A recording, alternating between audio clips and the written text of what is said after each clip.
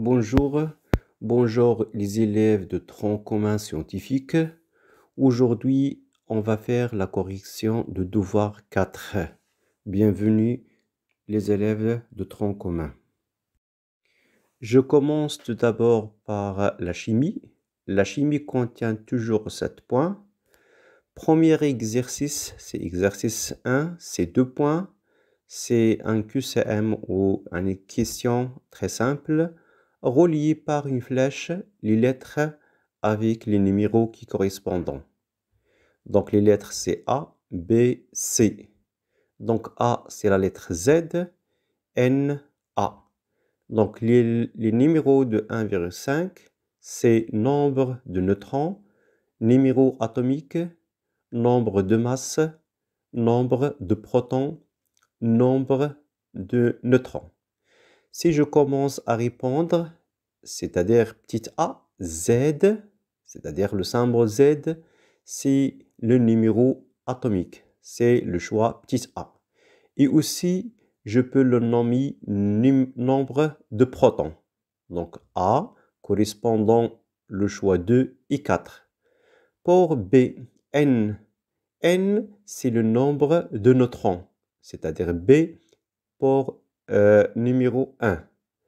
La dernière A, c'est correspondant au nombre de masse et aussi nombre de nucléons, c'est-à-dire la réponse de C correspondant à numéro 3 et 5. La deuxième partie de cet exercice, c'est les questions, c'est les choix A, B, C, D et les numérotations c'est 1, 2, 3 et 4. Pour la première, si je parle de la masse des protons, c'est-à-dire pour calculer la masse des protons, on utilise la relation de 2, c'est-à-dire N, c'est le nombre de protons, fois la masse de protons. Donc, si j'ai besoin de calculer la masse des protons de chaque atome, je fais la multiplication par le nombre de protons fois la masse d'un proton. Alors, A, c'est 2. Pour B, si je parle de la masse des électrons, donc si j'ai besoin de calculer la masse de tous les électrons de chaque atome, on utilise la relation 1, c'est-à-dire Z, c'est le nombre des électrons, fois la masse d'un seul électron. Donc la réponse B correspondant 1. C, si je parle de la masse de l'atome, la masse de l'atome, pour calculer la masse de l'atome, on utilise la réponse 4, c'est-à-dire A fois m de pi, ou parfois A m de p, sachant que m de p est égal à m de n. La dernière D, la masse des neutrons. Alors, pour calculer la masse des neutrons, c'est la réponse de 3.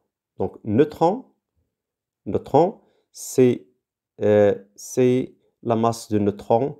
Donc, la masse de neutrons fois n. Exercice 2, c'est la répartition électronique de l'atome de phosphore IK2L8M5.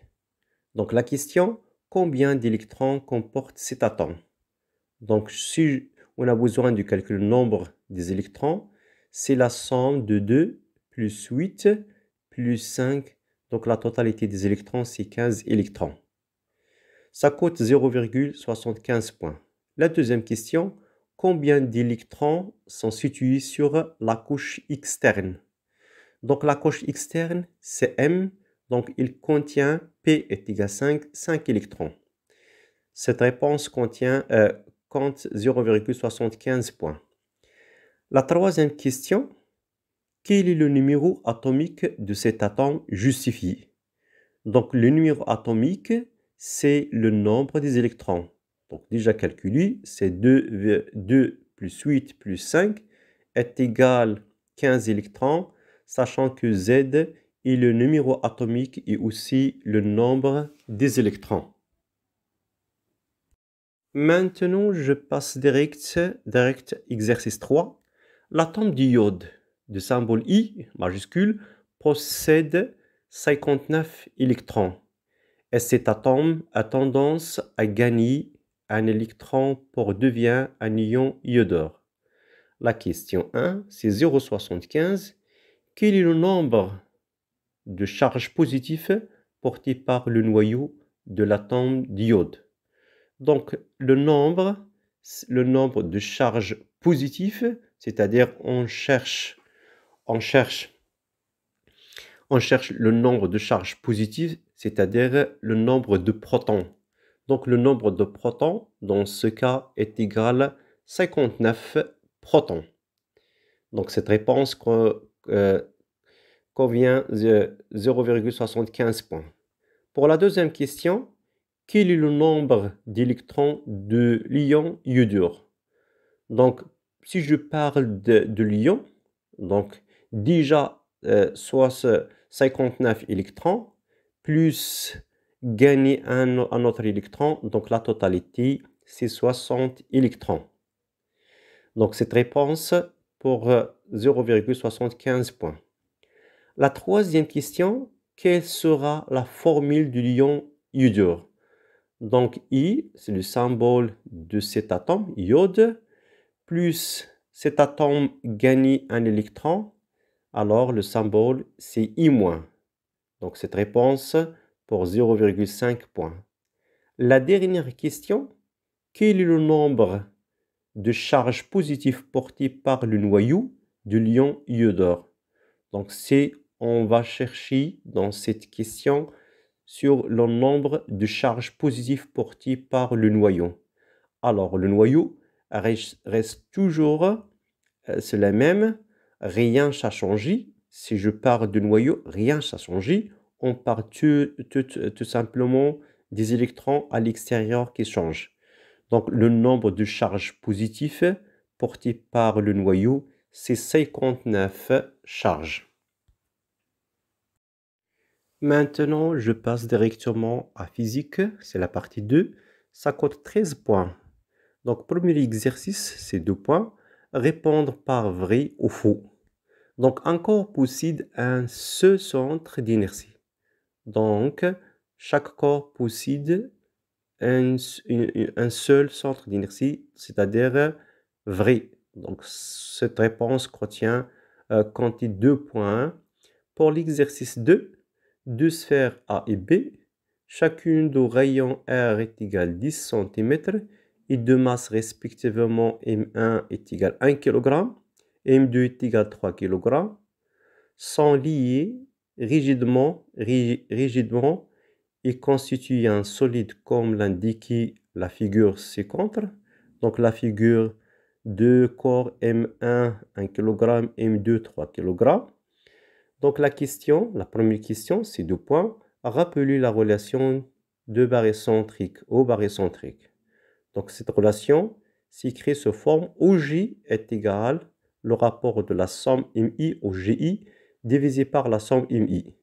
Sachant que le point O peut être choisi arbitrairement, le point G, on l'appelle centre de masse ou encore centre d'inertie au barycentre. Les centres d'inertie, GI, G1 jusqu'à Gn, de masse respectivement M1, M2 jusqu'à Mn. La deuxième question, ça coûte aussi 2 points.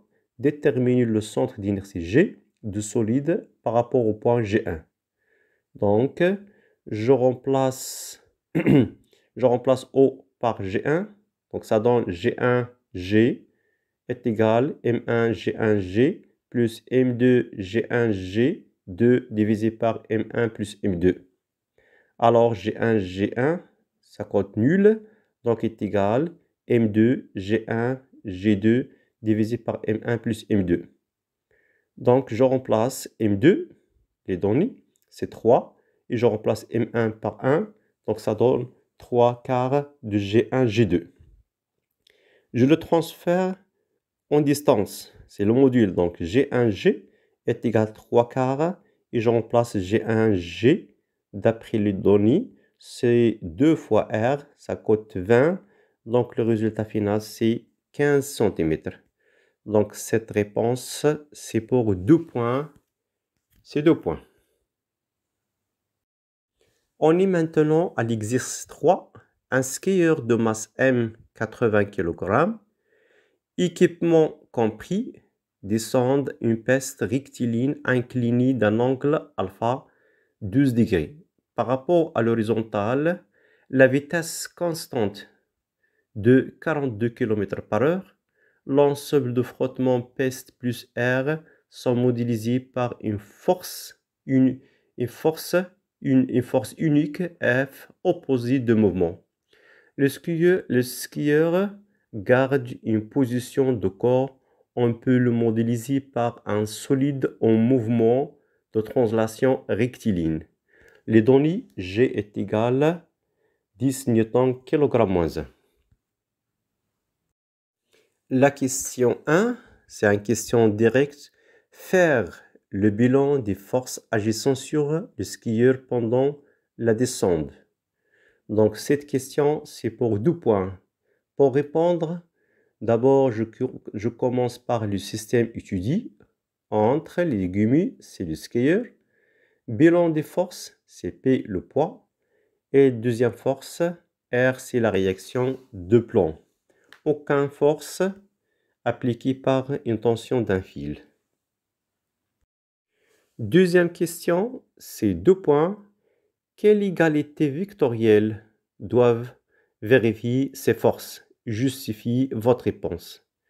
Alors, d'après la première loi de Newton, le skieur est en mouvement rectiligne uniforme, c'est-à-dire la vitesse est constante, à une valeur de 42 km par heure. Donc, la vitesse constante implique que la somme des forces extérieures est égale vecteur nul, implique que P plus R est égal à vecteur nul. C'est le principe d'inertie ou la première loi de Newton. On est maintenant à la troisième question. Calcule la valeur de la force de frottement, la réaction R de ce porte et déduire K le coefficient de frottement. Alors cette question, ça coûte 3 points. D'abord, on va représenter les forces. Je représente P, c'est vers le bas perpendiculaire au plan horizontal. Je représente aussi R, c'est vers le haut, parallèle à P aussi, car la condition de principe d'inertie. Un triangle, j'utilise sinus phi est égal px sur p, cosinus alpha aussi py divisé par p. Donc je peux déduire px est égal p sinus alpha et aussi py est égal p cosinus alpha. Donc la relation p vecteur plus pr vecteur est égal 0 vecteur 0, vecteur nul. La projection sur l'axe OI, donc ça donne Px moins F est égal à 0. La projection sur l'axe OY est égal à moins Py plus Rn est égal à 0. On utilise les relations de la projection. Alors, étape par étape, je trouve que F est égal à Px et aussi Rn est égal à Py. Je remplace Px, je trouve que F est égal à Pi sinus alpha. Et aussi Rn est égal à Pi cosinus alpha. Alors, un triangle, un angle P sur 2, donc d'après Pythagore, donc R est égal à la racine de F carré plus Rn carré. Je remplace F, c'est le frottement, par Pi sinus alpha tout au carré. Je remplace aussi Rn par Pi cosinus alpha tout au carré. Alors, je l'écarte Pi à l'extérieur, je trouve R est égal à P, la racine de sinus carré alpha plus cosinus alpha au carré. Donc, aussi, sinus au carré plus cosinus au carré est égal à 1. Donc, P est égal à R. Normalement, c'est le principe d'inertie. Et je remplace P par M fois J. Je remplace la masse, c'est 80 fois 10. Donc, est égal à 800 newtons. Pour déduire le coefficient de frottement, K est égal à F sur Rn. Je remplace F par Pi sinus alpha. Je remplace aussi Rn par Pi cosinus alpha. Je simplifie par Pi Donc sinus alpha sur cosinus alpha, c'est la tangente alpha. Je remplace alpha par 12. Donc le coefficient de frottement est égal à 0,212. Finalement, merci pour votre attention. Je pense que c'est un examen très facile pour les troncs communs. Il tient plusieurs objectifs. D'abord, c'est l'atome. Et la deuxième, c'est le principe d'inertie.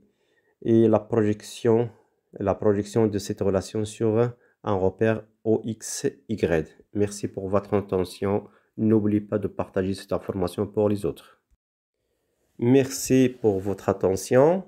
N'oubliez pas de partager cette information pour les autres. Et si vous êtes intéressé de télécharger le PDF, c'est dans la description. À bientôt, Inch'Allah. Si vous avez des questions, n'oubliez pas de vous le poser.